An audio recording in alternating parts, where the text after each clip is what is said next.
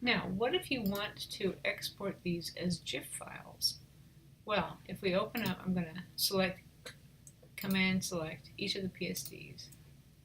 I'm going to open them all up at the same time with Photoshop. You can save these out as GIF files. So in that case, you go to File. We want to Save for Web. Legacy. So instead of exporting as a render video, you save for web. Legacy. Well, here's the original. So you can see what the original looks like. And I like to have the 2 up, which shows you the original and then what the GIF optimized is going to be, what it's going to look like. You want to use a preset for GIF, but then you may change some of these. So selective, no dither, or you can use adaptive and pattern. Each of these will probably work fine. So the color table here shows you that we don't have that many colors, and that means we'll have a nice small file.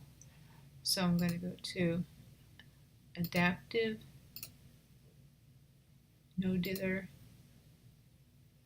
and that one's also just, and selective, no dither. It's going to be pretty small. For the number of colors, you can take it down to as many colors or as few colors as you want. For this, probably even 8 colors would be perfectly reasonable. It's because we only used 1 color for each of these. But when you're usually doing something that has more colors, you probably want to stick around the 128 because you'll have much better results. You won't end up with pooling and weird different shapes showing up that weren't there. That's what happens when you try to cut down the number of colors too much. So let's just take it to 16. That's sort of in the ballpark for this particular one because there's really not that many colors in this. Tells you the image size should be the same image size, and you want to have looping options forever. Okay, and that's good. So we want to save that, and it will put it into the same folder. We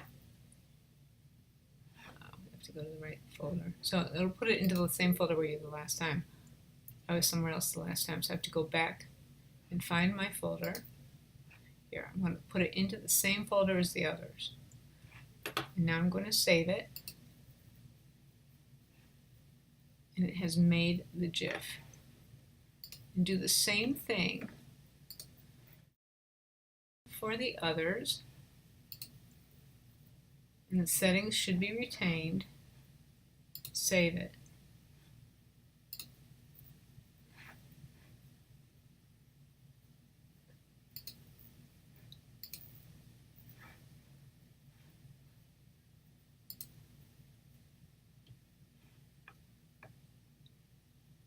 This one, of course, it's starting on the first frame, which has nothing on it. So, and we want it to loop forever.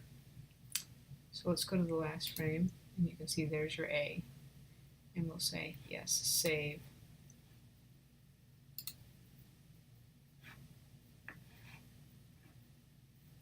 And now we want to save these. I'm going to close them all. So I'm going to close all and I'm going to save them.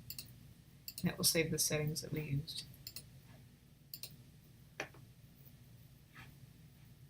So then you have GIF animations.